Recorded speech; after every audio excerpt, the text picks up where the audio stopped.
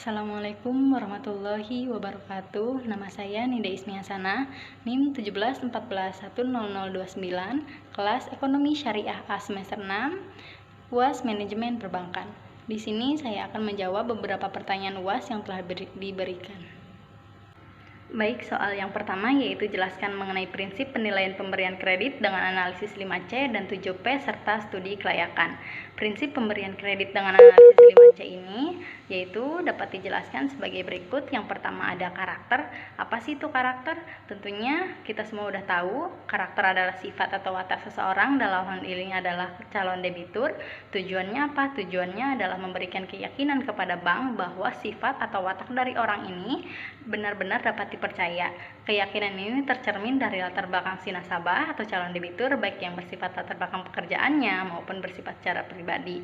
Nah, lalu yang kedua itu ada capacity. Apa sih capacity? Capacity bisa disebut juga dengan capability, yaitu untuk melihat kemampuan calon nasabah dalam membayar kredit yang dihubungkan dengan kemampuannya mengelola bisnis serta kemampuannya mencari laba, sehingga pada akhirnya akan terlihat kemampuannya dalam mengembalikan kredit yang telah dipinjamnya itu. Semakin banyak sumber pendapatan seseorang, tentunya semakin besar pula kemampuannya untuk membayar kredit tersebut.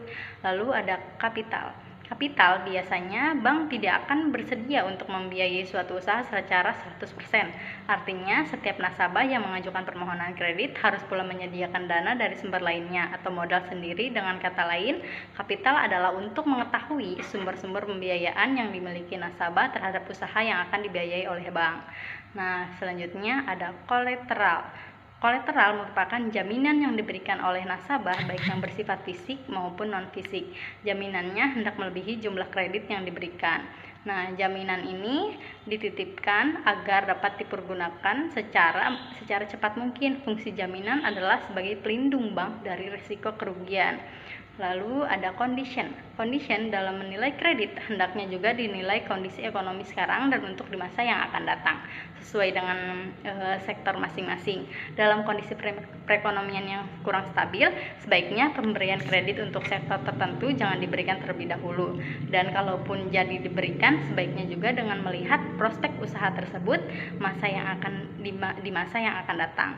Nah, sementara untuk 7P-nya itu ada yang pertama ada personality.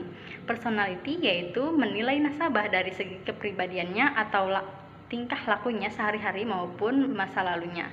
Personality juga mencakup sikap, emosi, tingkah laku, dan tindakan nasabah dalam menghadapi suatu masalah.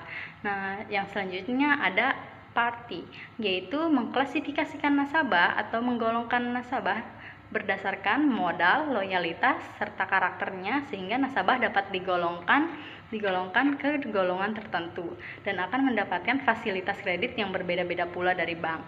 Nah, jadi untuk pengusaha yang lemah sangat berbeda dengan kreditnya dengan pengusaha yang kuat modalnya, baik dari segi jumlah, bunga, dan persyaratan lainnya. Lalu selanjutnya ada purpose yaitu untuk mengetahui tujuan nasabah dalam mengambil kredit, termasuk jenis kredit yang diinginkan nasabah. Tujuan pengambilan kredit dapat bermacam-macam, apakah tujuannya untuk konsumtif, produktif, perdagangan, dan lain sebagainya.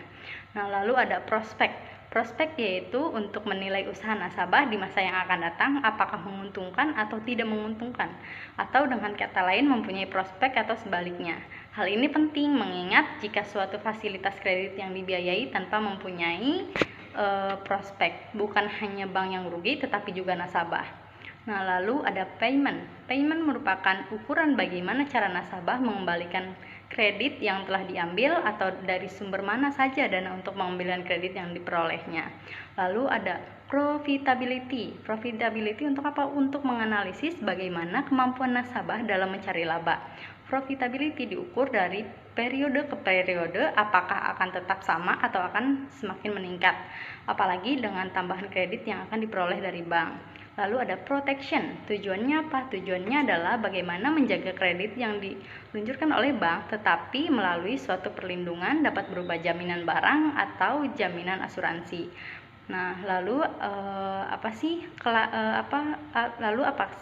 penilaian kredit dengan studi kelayakan meliputi sebagai berikut. Yang pertama ada aspek hukum. Nah, aspek hukum ini yaitu untuk apa? Untuk menilai keabsahan dan keaslian dokumen-dokumen serta surat-surat yang dimiliki oleh calon debitur, seperti akta notaris, izin usaha, atau sertifikat tanah, dan dokumen atau surat lainnya. Lalu ada aspek pasar dan pemasaran. Aspek pasar dan pemasaran ini yaitu untuk menilai prospek usaha nasabah sekarang dan di masa yang akan datang.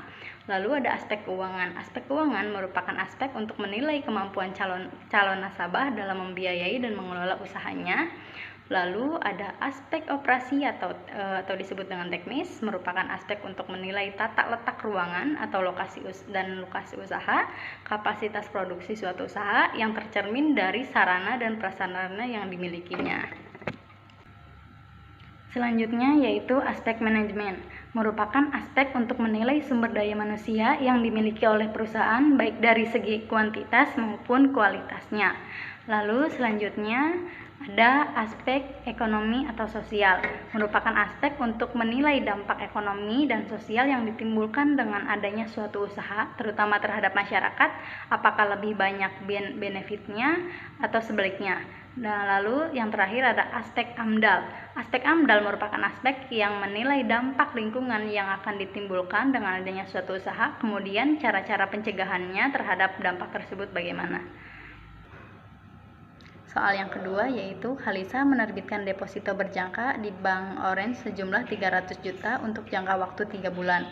Nah, bunganya yaitu 10% dan dikenakan pajak sebesar 15%. Pertanyaannya yaitu berapakah jumlah bunga yang dibayar bank setiap bulannya dan hitung pula jumlah bunga yang diterima oleh Halisa selama jangka waktu 3 bulan. Nah, jadi untuk menghitungnya yaitu pertama bunganya itu tadi kan 10% lalu dikali 300 juta lalu dibagi 12 bulan dikali 1 bulan dan hasilnya 2.500.000. Nah, untuk pajak sendiri yaitu kita ketahui pajaknya itu 15% lalu dikalikan bunga tadi 2.500.000 yaitu hasilnya 375.000. Lalu bunga bersih. Nah, bunga bersih ini yaitu bunga tadi 2.500.000 dikurangi 375.000 dan hasilnya yaitu 2.125.000. Nah, maka jumlah bunga yang dibayar bank setiap bulannya oleh Halisa yaitu sebesar 2.125.000. Nah, namun jika bunga diambil setelah jatuh tempo, perhitungannya yaitu bunga 10% dikali 300 juta lalu dibagi 12 bulan dikali 3 bulan, hasilnya yaitu 7.500.000. Nah, untuk pajaknya sendiri 15% dikali 7.500.000 hasilnya itu 1.125.000.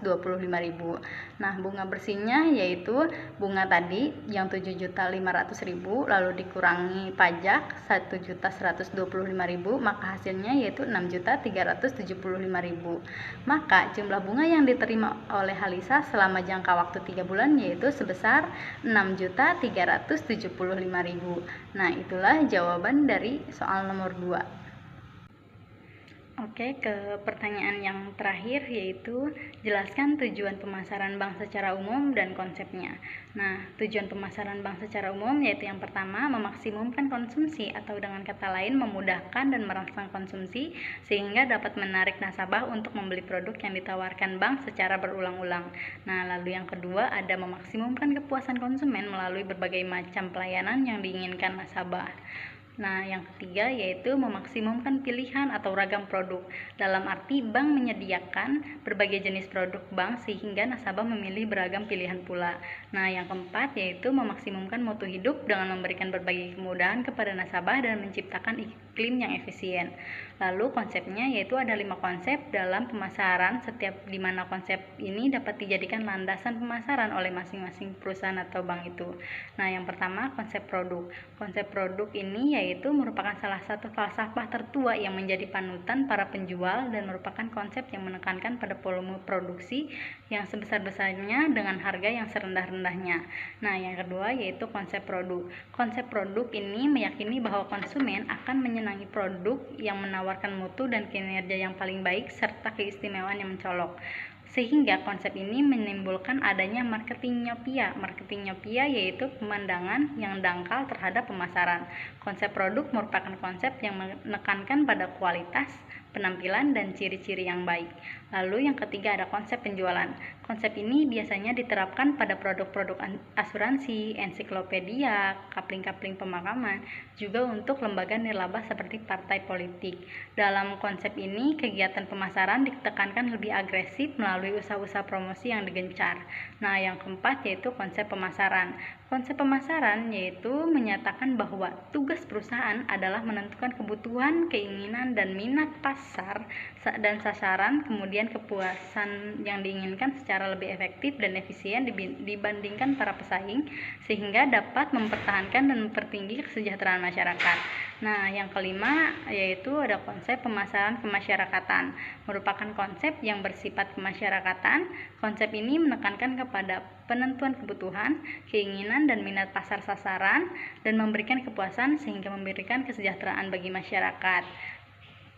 Nah, itu adalah jawaban dari soal nomor 3. Sekian dari saya. Wassalamualaikum warahmatullahi wabarakatuh.